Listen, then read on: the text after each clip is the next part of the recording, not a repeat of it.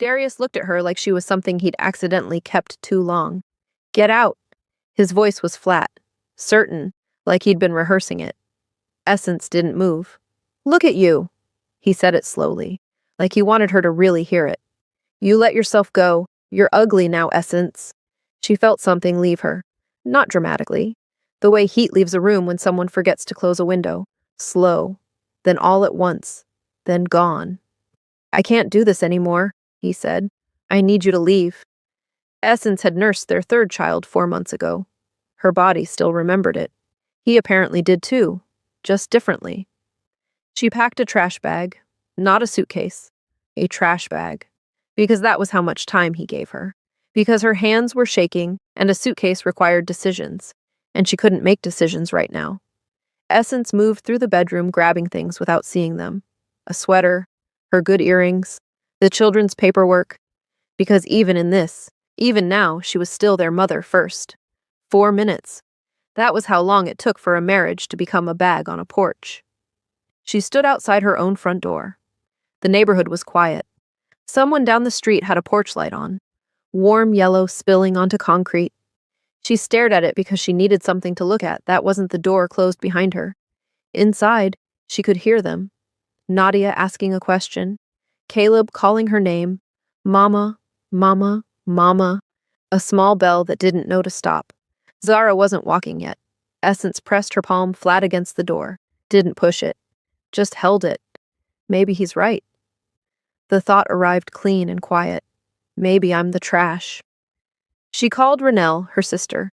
She didn't say much, just, he put me out. Renelle said, I'm coming. 23 minutes later, headlights swept the driveway. Renelle stepped out, still wearing her bonnet and house slippers. Fury so pure on her face it looked almost like peace. She didn't ask questions. She picked up the bag. She looked at her sister. You're not sleeping on anybody's porch, she said. That was all.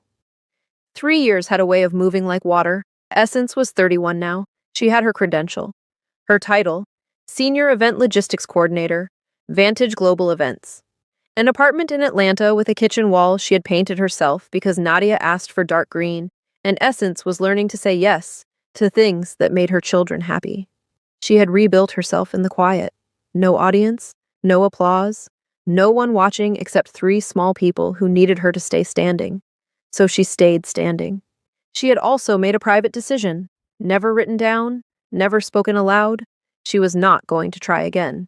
She could not afford another wrong door. Some women got second chances that felt like gifts.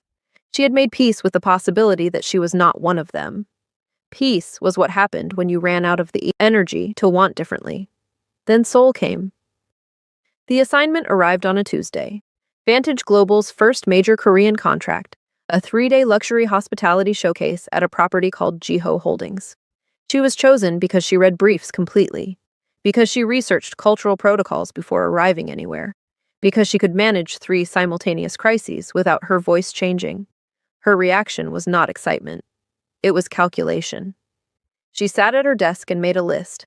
Childcare for 3 weeks, Nadia's school schedule, Caleb's Tuesday speech therapy, Zara's daycare drop-off. Her mother Claudette would manage most of it. Claudette, when told, said, You're going to Korea. Not a question, not enthusiasm, just Claudette naming things flatly before she made food. She pressed a container of stew chicken into Essence's hands at the door, held them there a moment, looked at her daughter with eyes that carried more than her mouth had ever learned to say. Don't forget to eat, she said. In their language, that was love. At the airport, Zara wrapped both arms around Essence's leg and refused to let go.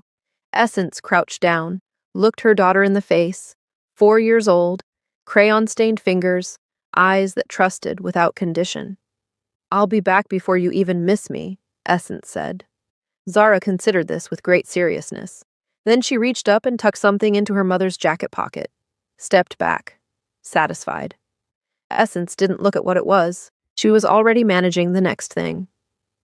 The hotel room was on the 14th floor, floor-to-ceiling windows, Seoul spread below her, light and height and distance, more beautiful than she expected, somehow lonelier for it. She stood at the window a long time. Don't mess this up, she whispered. She meant the contract. She mostly meant the contract. Her hand drifted to her jacket pocket. Something was there. She pulled it out. Zara's drawing. Crayon on torn notebook paper. 4 figures holding hands. Tall, medium, small, smallest. Beneath them, in Nadia's careful handwriting, 3 words. Come home, Mommy. Essence stood in a hotel room in Seoul and felt the full weight of everything she was doing this for. She smoothed the paper carefully, set it on the nightstand where she would see it first thing in the morning. Then she lay down, still dressed, shoes still on. Let the city hold its breath around her. She didn't know yet what was coming. She didn't know that someone in this city was about to look at everything Darius called ugly. Every stretch mark, every extra pound, every part of her that had given and been punished for it. And call it the standard. She only knew she couldn't afford to break. Not here. Not now. Not again. Chang Jiho did not waste time. This was something everyone who worked for him understood within the first week. Meetings ran short. Decisions landed fast. If you came to him without a solution, you had better come with a very good question. His office on the 34th floor reflected this. No photographs, no personal objects. A desk, a chair, a view of Gangnam that most men would have framed and admired. Jiho used it to think. The city below was just space, something to look at while his mind worked. His Tuesday had already included 4 meetings, 1 acquisition decision that his team spent 3 weeks preparing, and he resolved in 4 minutes, and a call from his father he did not take. There was also a note from Chairman Bayek about an upcoming dinner. Jiho read it once, set it aside, did not respond. He knew what the dinner was. Bayek had a daughter, educated, appropriate, quietly positioned in Jiho's direction for 2 years now. The dinner was not a dinner. It was a new arrangement wearing a dinner's clothes. Jiho had not yet decided how to refuse it without dismantling a relationship his grandfather spent 40 years building. Some problems required patience. He was a patient man. The call came at 4:37, catering collapse. The hospitality showcase, his company's most visible event this quarter, was 40 minutes from opening, and the primary vendor had failed a health inspection that afternoon. His events manager was relaying information faster than solutions were arriving. Jiho was already moving. He took the elevator down expecting to find chaos. He found something else instead. A woman standing in the center of the venue speaking Korean into her phone. Her Korean was careful, researched, not fluent, but precise. The kind that came from someone who had studied the language out of respect rather than necessity. She had a clipboard in one hand, and her eyes were moving across the room the way a general reads a battlefield. 2 calls simultaneously, hand signals directing a staff member to the left without breaking her sentence. A quiet word to a vendor that made him nod and move faster. The room was not chaotic around her. It was reorganizing. Jiho stopped. He stood near the entrance and watched her work. She hadn't noticed him. She was too focused. There was something falling from her jacket pocket. A small piece of paper, folded, covered in crayon. She didn't notice that either. He almost said something. He didn't. The event opened on time. Every guest was seated. The evening moved the way these evenings were supposed to move. Invisibly, smoothly, as though nothing had ever threatened it. Jiho watched that too. The venue team held a small informal dinner afterward. Coordinators, vendors, the Vantage Global staff, standard courtesy. Nothing formal. Jiho attended briefly. He rarely did. That evening, he did not examine why he made an exception. He sat at the far end of the table, quiet, observing. The way he always was in rooms full of people performing ease. Essence was 3 seats away. She was talking to one of his junior coordinators. Something about the venue's loading schedule, the timing of the vendor entrance, a small logistical detail that should have been boring. His junior coordinator said something. Essence's response was dry and precise and apparently very funny, because the coordinator burst out laughing. Then Essence laughed too. Not a polite laugh, a real one, unguarded. It came from somewhere genuine, and it changed her face completely. Opened it up in a way that had nothing to do with professionalism or composure. She caught it almost immediately, pressed her lips together, looked back at her notes. But it was too late.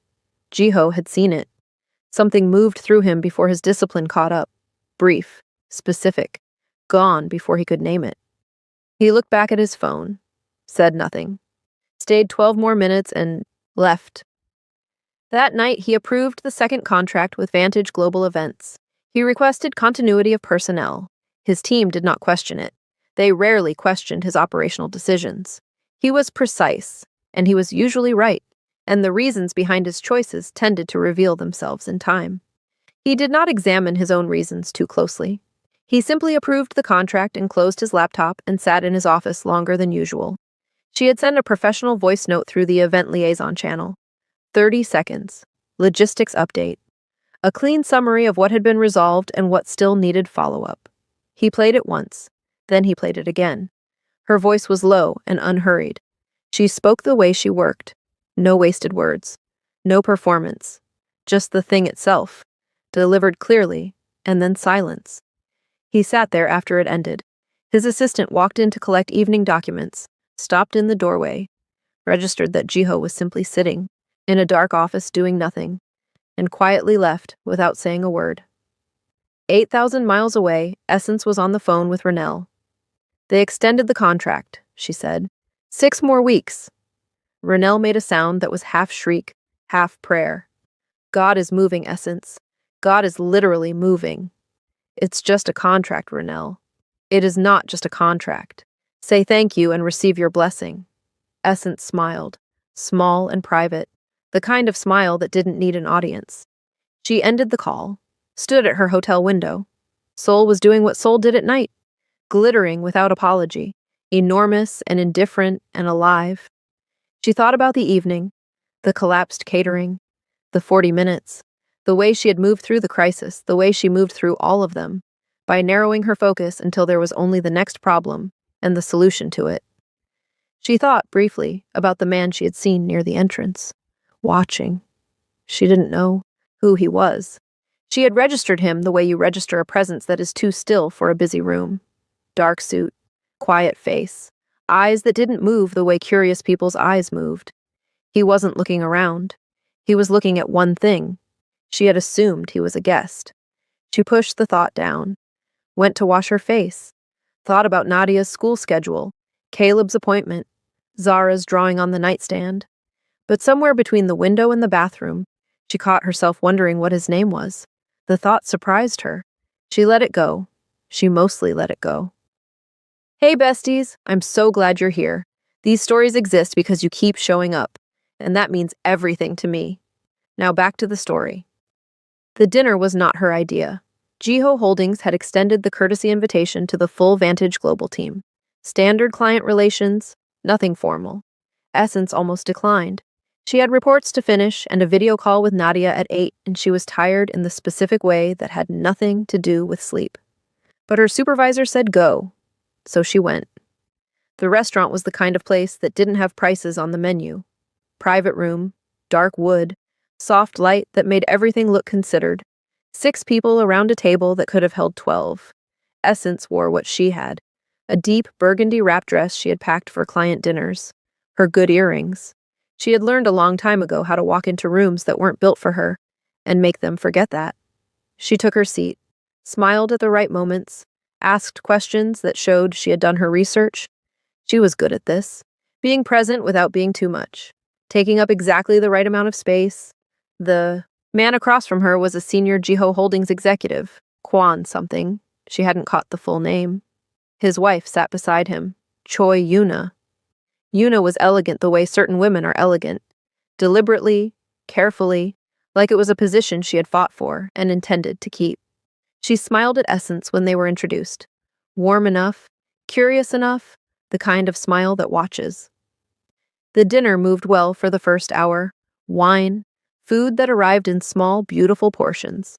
Conversation about the showcase, the Seoul hospitality market, a new property Jiho Holdings was developing in Busan. Jiho sat at the head of the table. He spoke when spoken to, asked precise questions, gave nothing unnecessary away. Essence was careful not to look at him too directly. She was also careful not to look away too deliberately. She was managing a lot of things simultaneously, as usual. Then Yuna set down her glass. "You have children, yes?" she said. Casual, conversational. English precise, and unhurried. 3, I think someone mentioned. Yes, Essence said. 3. They must miss you. Yuna smiled.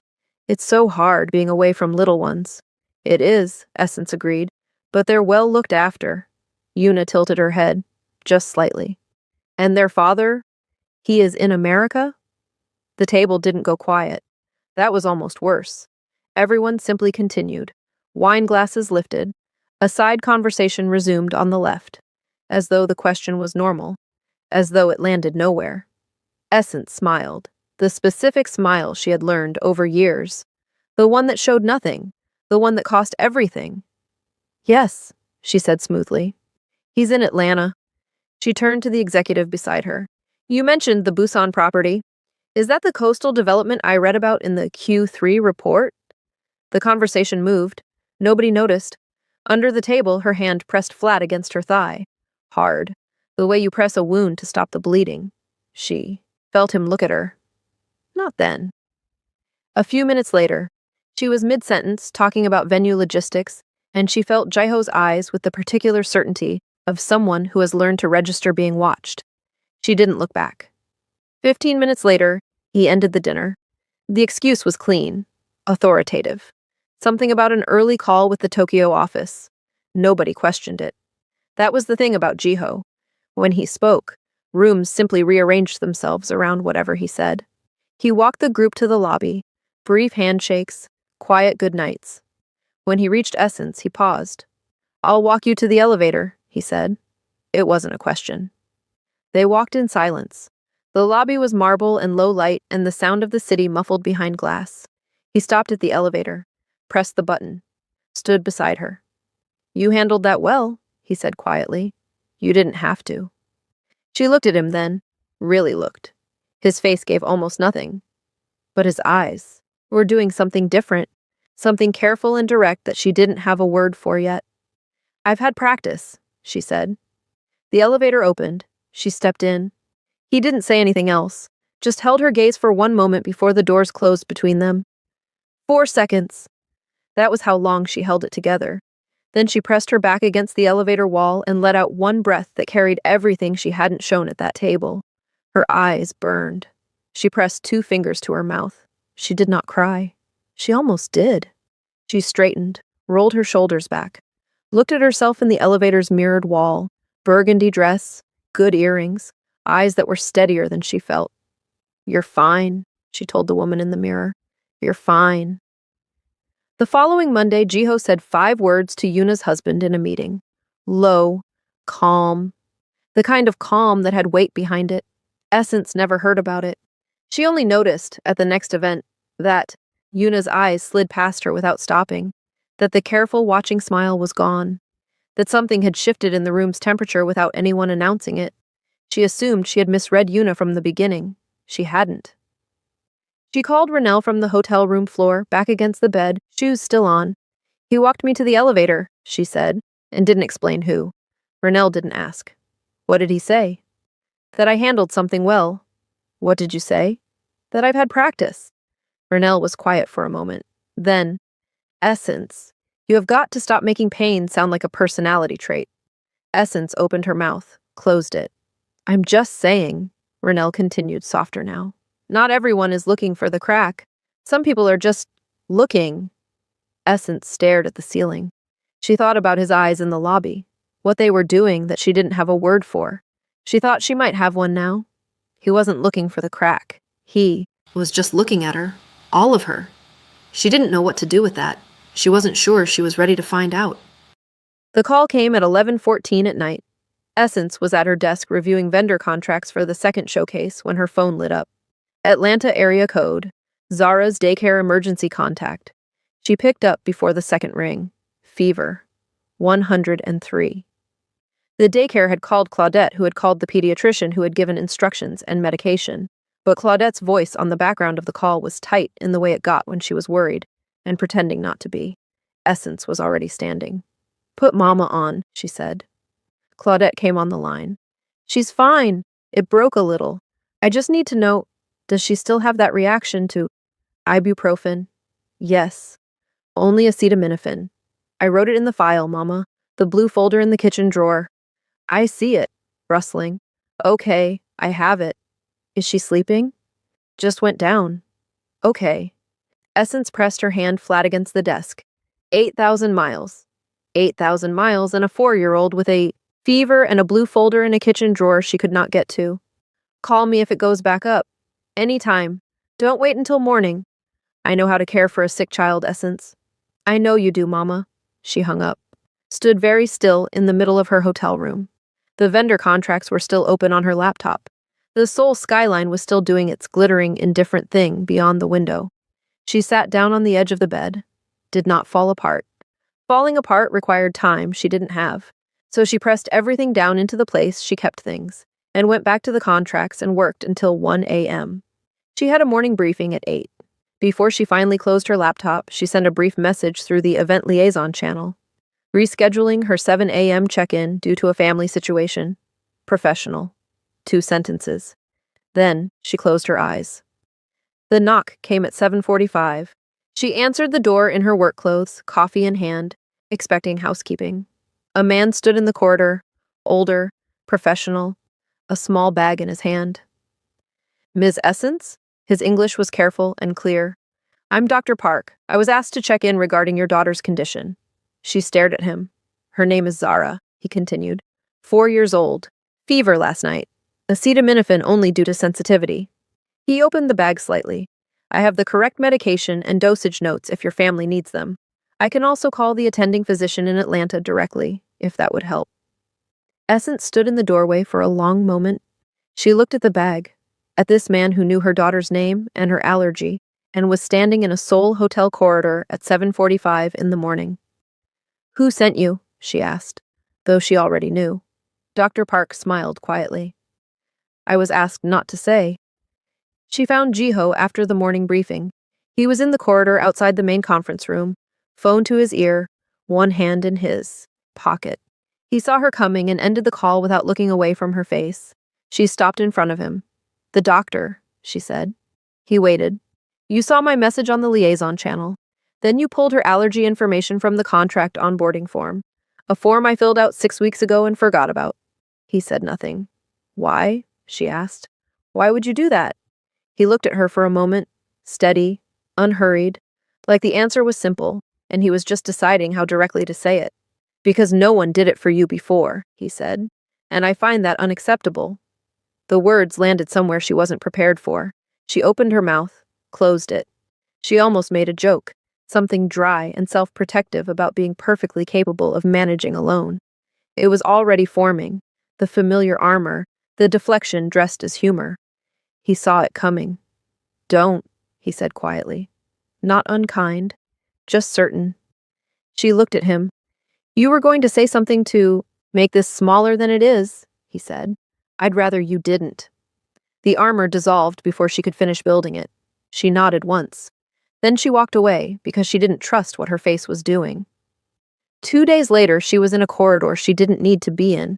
She had taken the long way back from the venue office without fully deciding to, past the window that looked into the east garden, past the small sitting area nobody used.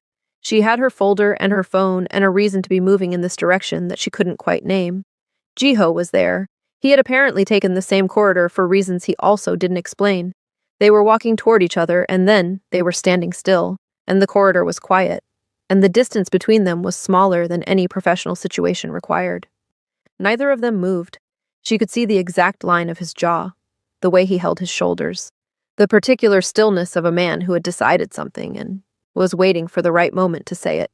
She was very aware of her own breathing. His phone buzzed in his pocket. Then again, he didn't reach for it. Then his assistant appeared from around the corner, slightly breathless, tablet in hand. Jiho, the Busan call. They moved it up. They're waiting. Something shifted in his expression, brief, almost imperceptible. I'll be right there, he said, quiet, controlled. His assistant retreated. Jiho looked at Essence for one more second. Then he walked past her toward the conference room. Their arms did not touch. There was no reason they should have. She stood in the empty corridor and felt the absence of something that had never officially been there. That night she called her mother, not Renelle, her mother. Claudette answered on the second ring, asked if Essence was eating, asked if she was sleeping, asked how the work was going. Practically, efficiently, love delivered as logistics. Then a pause. Is there a man? Claudette asked. Essence almost laughed. No, Mama. Claudette was quiet, the specific quiet that meant she was deciding something. I know I didn't teach you girls the soft things, she said finally. Low. Careful. Like each word cost her something she had saved a long time. Your grandmother didn't teach me either. But Essence. Another pause. Don't close every door. Some doors are supposed to open. Essence sat with that. Claudette, who expressed love as stewed chicken in scripture and showing up, who had never once in Essence's memory said anything that naked or that tender. Okay, Mama, she said softly. She didn't know if she meant it yet, but for the first time in 3 years, she didn't immediately decide that she didn't. The meeting room was on the second floor. Essence had been told it was for contract administration, a routine check-in with the Jiho Holdings legal team regarding the second showcase timeline. She had her folder, her notes. She was 7 minutes early because she was always 7 minutes early. The legal team was not there. Chang Sungwoo was. He was older than she expected, 70 perhaps. Slim, upright in the way of men who had decided a long time ago that posture was a form of power. He stood when she entered, gestured to the chair across from him.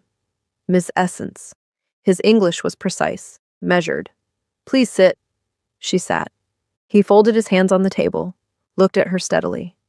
My son doesn't request personnel continuity, he said. Not in 6 years of running this company. Until now. The room was very quiet. She understood then. This was not a coincidence. This was not a courtesy. Someone had been watching. Someone had connected the dots she thought were still invisible. And this man, Jiho's father, the company's original architect, had moved before anything had even been declared. She had been targeted. Specifically. Carefully. She pressed her hands flat against her thighs under the table. The same hands, the same wound, a different room. He did not waste time on pleasantries after that. He simply looked at her with eyes that were very much like his son's, steady, direct, giving nothing away, and began. He was not cruel. That was the thing she would remember afterward. He was not cruel. He was worse than cruel. He was reasonable. He spoke about the company, about the family's position in Seoul's business community, about the particular weight that came with the Jiho Holdings name, the expectations, the visibility, the careful balance his father had built and his son had inherited. He spoke about culture, about the complexity of certain choices, and the people those choices affected beyond the two individuals making them. He spoke about her children, gently. He said they sounded lovely. He spoke about the distance, not just physical, he said, but structural.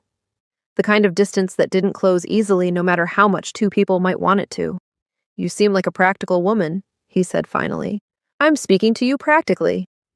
He was not entirely wrong about the logistics. That was what made it devastating. She sat across from Chang Sungwoo and listened to the architecture of why she didn't fit. And because he was reasonable and calm and not entirely wrong, she couldn't dismiss it. She could only absorb it. She thanked him for his time. She gathered her folder. She walked out. She didn't tell Jiho. She told herself it was because there was nothing to tell, that it was a conversation, that she was a professional, and professionals handled things without creating complications. She told herself that for 2 days. What she actually did was pull back. Shorter responses to his messages, redirected conversations. She showed up to every meeting, every briefing, every walkthrough, present in body, unavailable in every way that mattered. She closed something quietly, the way she had learned to close things, so smoothly that most people never noticed a door had shut. Jiho noticed within 48 hours. Darius messaged her on a Thursday night. She was in bed with her laptop, half working, half watching the rain move across the Seoul skyline when her phone lit up with an Instagram notification. Hey, just checking in. Saw some things online about you being in Korea. I just want to make sure the kids are okay with you being so far away. That's a long time to be gone. She read it 3 times. Each time it landed differently. The first time, concern. The second time, something underneath the concern. The third time, she saw it clearly. It wasn't about the children. The children were with their grandmother, and he knew it. This was about her, about the online things he had seen, about whatever he had put together from Renelle's posts and trade features, and her name attached to something that looked like success. She put her phone face down, didn't respond, didn't sleep. 4 days later, Renelle called, voice tight and careful. So, Darius talked to a lawyer. Essence went very still. About what? About whether being out of the country for extended periods counts as, I don't know, Essence? Some kind of instability thing. For custody. The room was quiet. He didn't file anything, Renelle said quickly.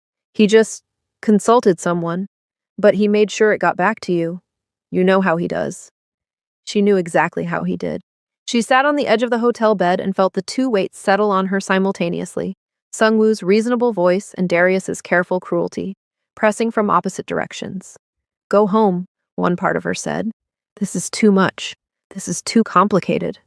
Your children need you present not 8,000 miles away chasing something that was never yours to chase. She sat with that voice for a long time. Then she booked nothing. She held her ground. It cost her a week of sleep. Nadia called on a Sunday morning, 8 years old, unbothered by time zones. Mom, I told Grandma about the man who sent Zara's medicine. Essence closed her eyes. Did you? She said he sounds like someone who pays attention. Nadia delivered this as pure information, the way 8-year-olds deliver things that devastate adults. Is he nice? Yes. He's professional. That's not what I asked. Essence opened her eyes. Nadia. I'm just saying what Grandma said.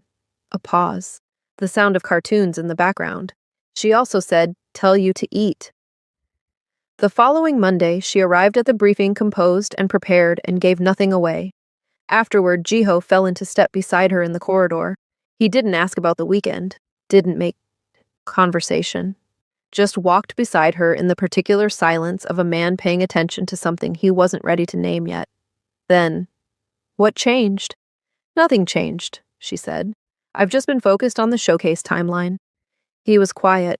She kept her eyes forward. Essence. Just her name. Nothing attached to it.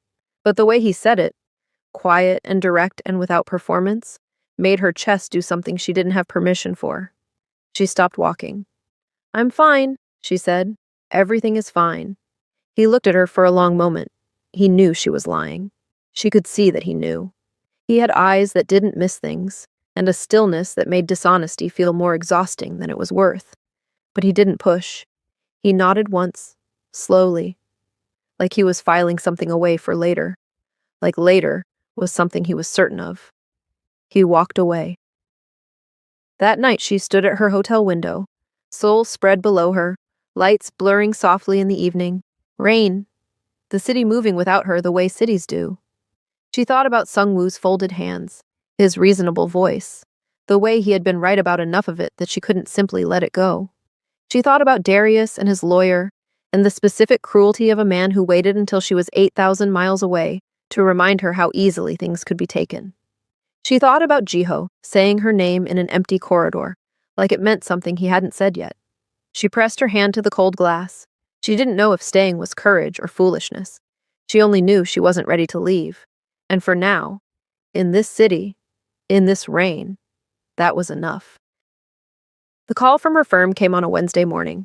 Essence was between meetings, coffee in hand, moving through the Jiho Holdings lobby when her supervisor's number appeared on her screen. She stepped outside. The Seoul air was cool and sharp. We have a problem, her supervisor said. The vendor partnership Vantage Global depended on for Korean operations had withdrawn.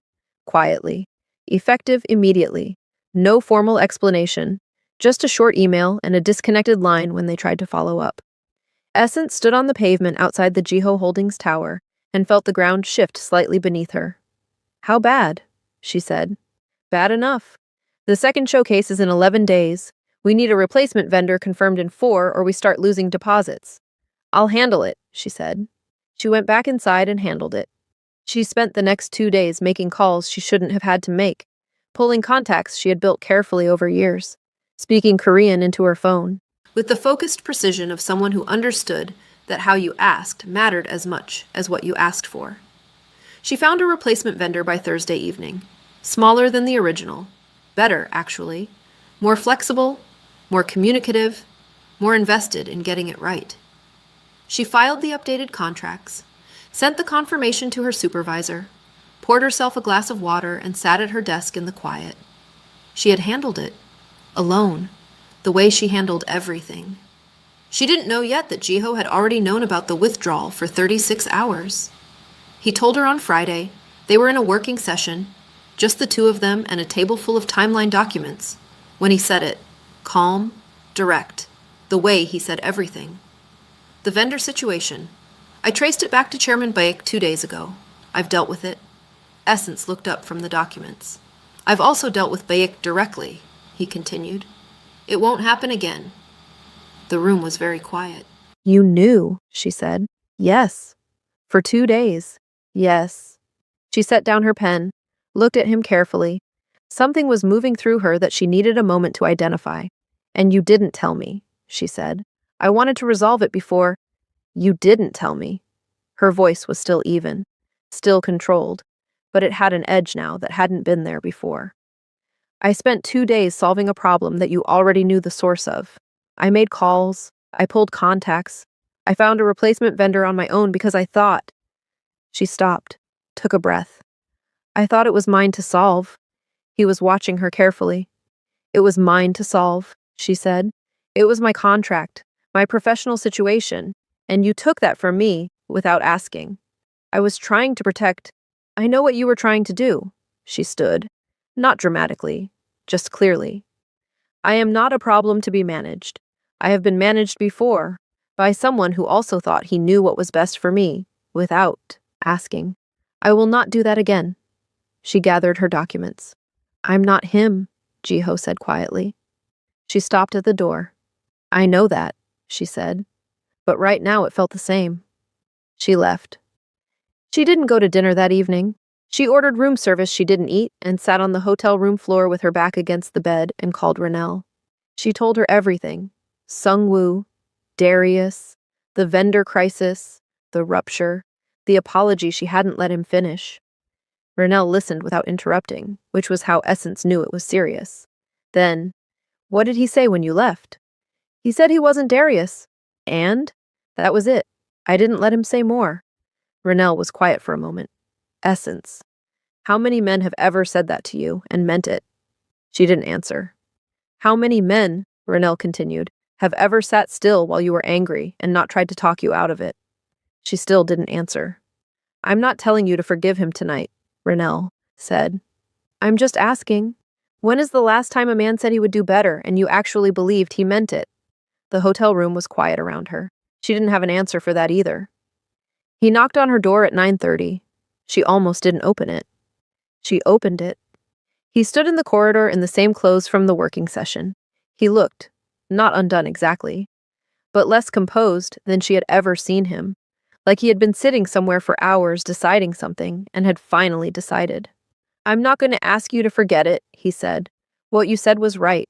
I made your decision for you because I couldn't stand watching you carry something alone that I could have removed. That's my flaw. Not my intention, but still my flaw. She leaned against the doorframe, arms crossed, watching him. I grew up in a house where problems got solved quietly, he said, before anyone had to feel them. I thought that was care. I'm understanding now that it isn't. Always. He looked at her steadily. I'll do better, he said, if you'll let me. She studied his face for a long moment, the specific stillness of it, the way his eyes held hers without flinching and without performing. He meant it. She could see that he meant it, and she had enough experience with men who didn't mean it to know the difference. Okay, she said quietly. Not forgiveness fully, not trust completely. Just, okay. A door left open instead of closed. It was enough for tonight. He nodded once, started to turn. She stopped him. How did you know about Beck? He turned back. He's been positioning against certain decisions of mine for a while, he said. This one was personal. It won't happen again. She looked at him. What did you do? I handled it. Then quieter. You won't have to. A pause, small, charged. Chang Jiho. She heard herself say it before she decided to.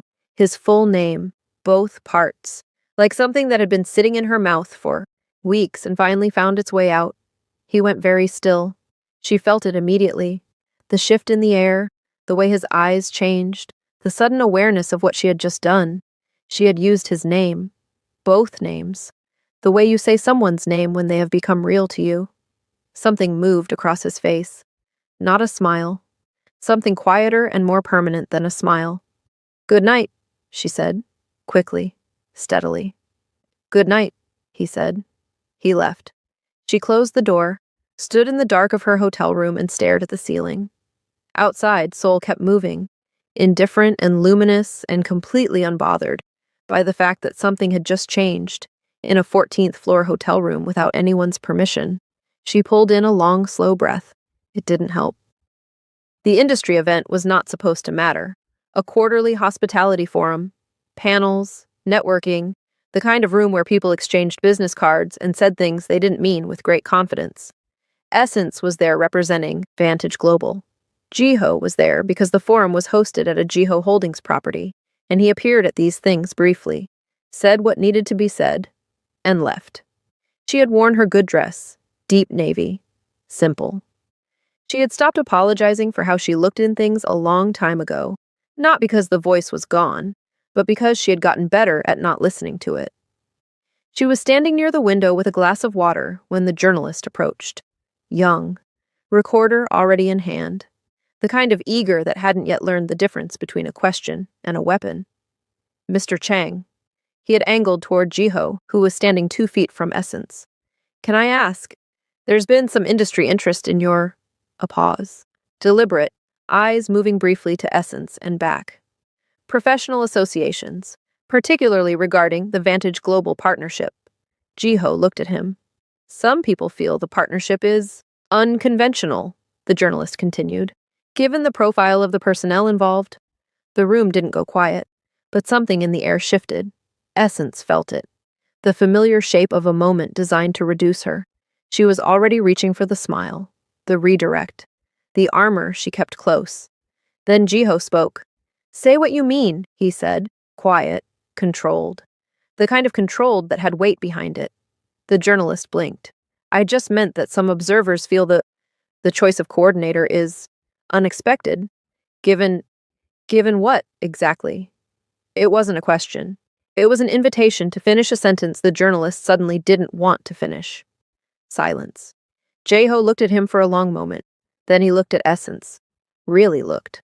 The way he had been. Looking at her since a catering collapse in a venue she had saved with Korean she had studied out of respect. He turned back to the journalist. "Her body carried 3 children," he said. Calm, clear, each word placed deliberately. "Her skin is exactly what it is. Her face has never needed your approval or mine." A pause. "I don't find her impressive despite any of that. I find her impressive because she has never once apologized for any of it. I have been waiting my entire life to meet a person who didn't." The recorder was still running. Nobody in the room moved. Essence did not move either. She stood very still with her glass of water and felt something shift inside her chest. Deep and structural. The way things shift when a weight you have carried so long you forgot. It was there. Is finally, quietly, set down. She found the hotel bathroom 20 minutes later, stood at the sink. Cold water on her wrists, the mirror showing her a woman in a navy dress with eyes that were doing something she couldn't stop. She cried. Once. Fully. The kind of crying that had nowhere to hide because there was nobody to perform composure for. Not from sadness. From the specific relief of a wound being healed in public by someone who didn't have to and chose to anyway. She pressed a folded paper towel to her eyes. Looked at herself in the mirror. "Okay," she told the woman, looking back. "Okay." She was heading back to the main hall when Jiho's mother found her. Yuna was waiting near the corridor entrance. Small, composed, dressed simply in a way that suggested she had never needed to try hard. She looked at Essence with eyes that were nothing like Jiho's. Warmer, sadder, carrying something long and unresolved. "A moment," she said softly, "if you don't mind." They stood together near the window at the end of the corridor. The city below them. Neither rushed. Yuna looked at her for a long time without speaking, not rudely. The way you look at something you recognize but can't immediately place. Then she said something in Korean. Low. Careful. 3 sentences that Essence couldn't follow entirely. Her Korean reached for professional settings, not for this. But the tone was unmistakable. Something in it was not cold, was not disapproving, was something else entirely. What did you say? Essence asked. Yuna smiled, small and private. Ask my son, she said. Then she walked back toward the main hall and left Essence standing alone at the window, with 3 sentences she couldn't translate and a feeling she couldn't name. He found her on the terrace afterward. Seoul spread below them, evening light pressing gold into the spaces between buildings, the sky wide and slow and burning at its edges. They stood side by side, not touching, close. He was quiet for a long time. Then, I had a brother. She turned to look at him. Junho. His voice was even, careful, like he was carrying something fragile. He was younger, quieter than me. He used to... A pause. He carried things without saying so. You would only know something was wrong if you were paying close attention. She waited. I wasn't paying close enough attention, he said. I was running the company. I thought I had time. He stopped. I didn't have time. The city burned quietly below them. He died 7 years ago, Jiho said. I have not told anyone what it actually was, what I actually failed to do. He looked at her then. You remind me of him sometimes, he said quietly. The way you carry things, the way you make it look like nothing is heavy. A pause. I pay attention now, to people who carry things quietly. She felt the full weight of that land, not as a confession, as an answer, to every question she had never asked him. Why the doctor? Why the dinner ended? Why he played a voice note twice in an empty office? This was why. I'm sorry about your brother, she said. I know, he said, simply, like he believed her. They stood in the cooling evening and said nothing for a while, and it was the most honest silence she had ever stood inside. Later, Nadia on a video call, bedtime in Atlanta, Zara already asleep in the background. After the pediatrician visit, Essence had passed along the household number for Zara's follow-up care. She hadn't thought much about it at the time. Nadia had apparently thought a great deal about it. Mom, I talked to the man. Essence went still. What man? The Korean man. He called to check on Zara. Nadia delivered this as pure fact. I asked him if he thought you were pretty. Nadia.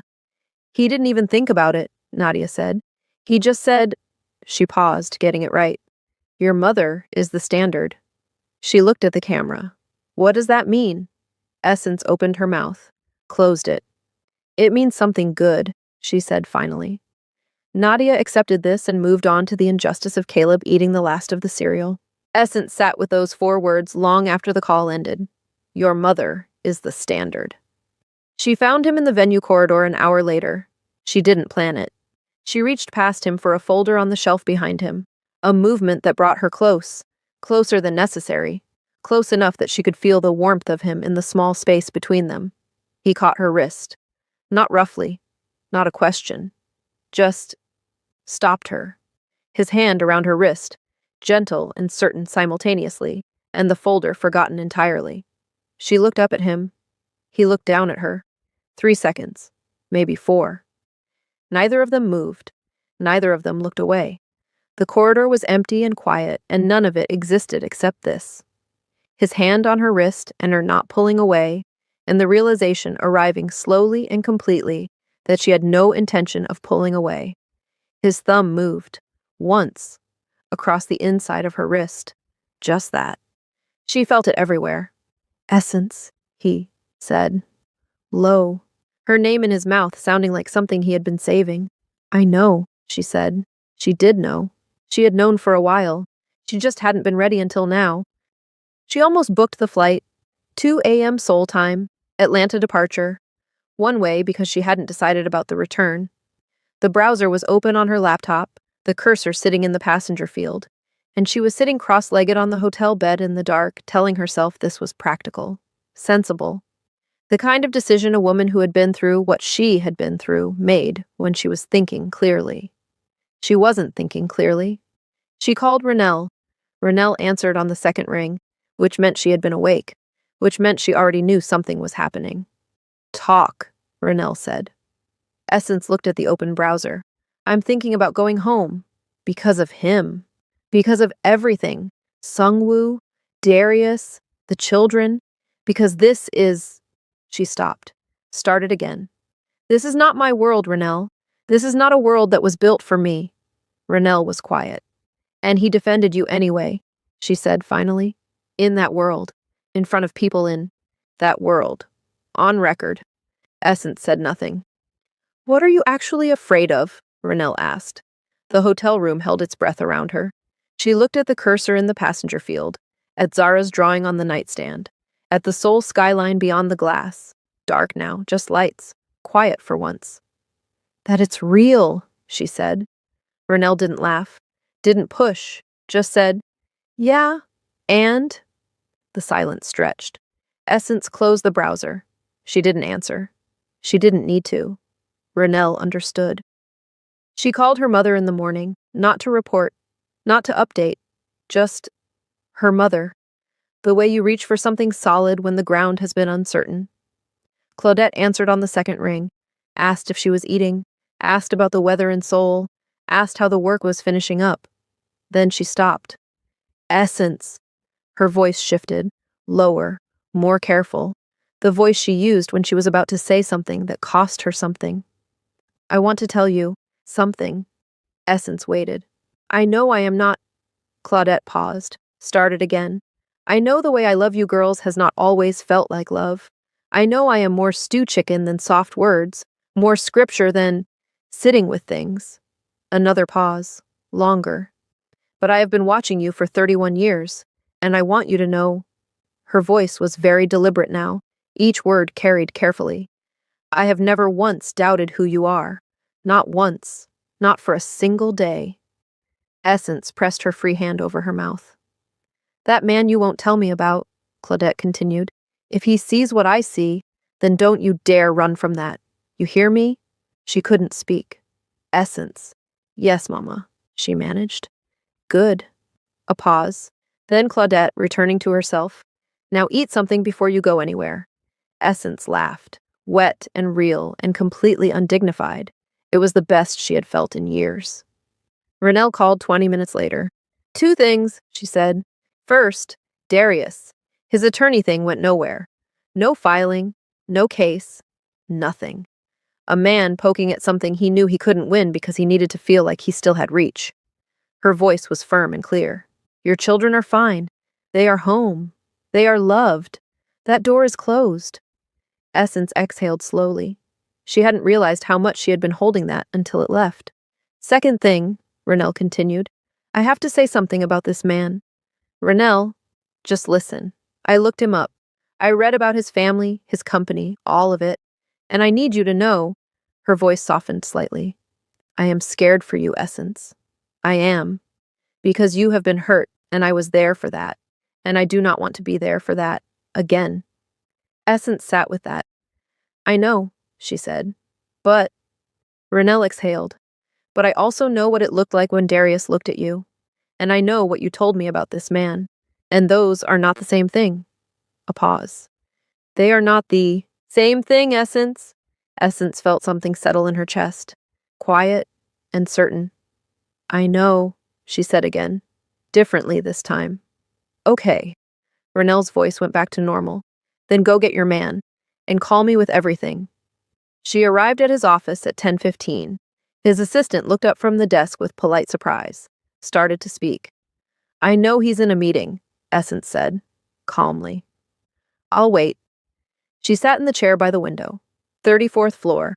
Gangnam below her, enormous and indifferent. The city she had arrived in as a woman with a contract and a trash bag's worth of leftover grief. She didn't wait long. The meeting room door opened. Jiho stepped out, saw her. He said something brief to the people behind him. The door closed. He crossed the reception area and stopped in front of her. She stood. They looked at each other. She had prepared something to say. Something measured and clear and appropriately paced. She had been composing it since 2 a.m. None of it came. "I'm done running from good things," she said. Simple. True. The only words that were actually there. Something moved across his face. Not surprise. He didn't look surprised. He looked like a man who had been certain of something for a long time and was watching it finally arrive. "I know," he said quietly. "I've been waiting." He reached up and touched her face. Just that. His hand against her cheek, warm and unhurried, the way he did everything, with complete attention and no performance. She leaned into it slightly, without deciding to. He noticed. He always noticed. What happened next was slow and deliberate and entirely theirs. The space between them closing in the way it had been trying to close since a corridor neither of them needed to be in. His forehead against hers first, the warmth of him, the quiet, then less quiet, then the city below them doing whatever cities do when something important happens in a room above them, continuing, glittering, completely unbothered. The rest belonged to them. Later, much later, they were sitting in the quiet of his office when he said it, unhurried, like he had been deciding when to say it for weeks. "My mother," he paused. "At the forum. What she said to you in Korean."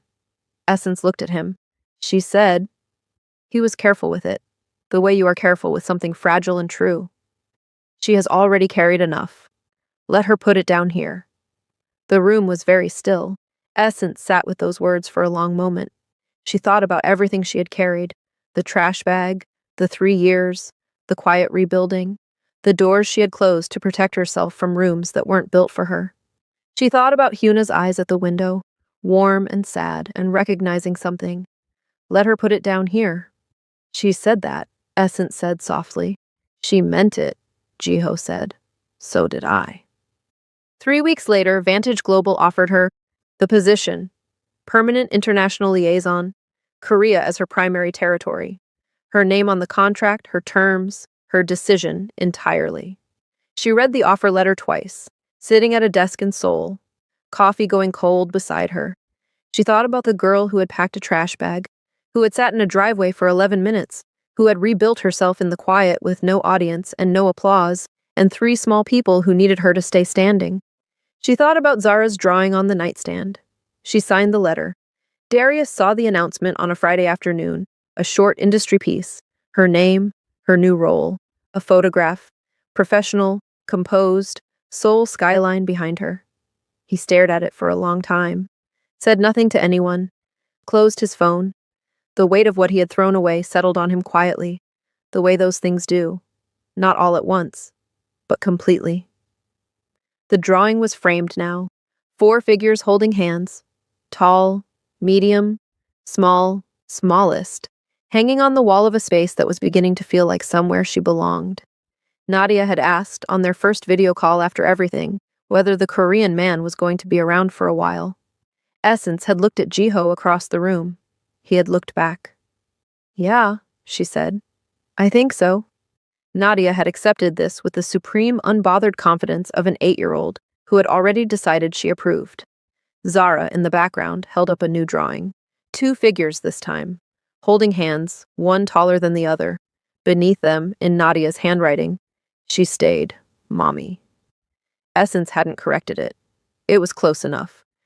If this story found you at the right time, you know why we told it. For every woman who rebuilt herself in the quiet, who stayed standing when no one was watching, who deserved to be chosen loudly. This one was for you. We'll see you in the next story.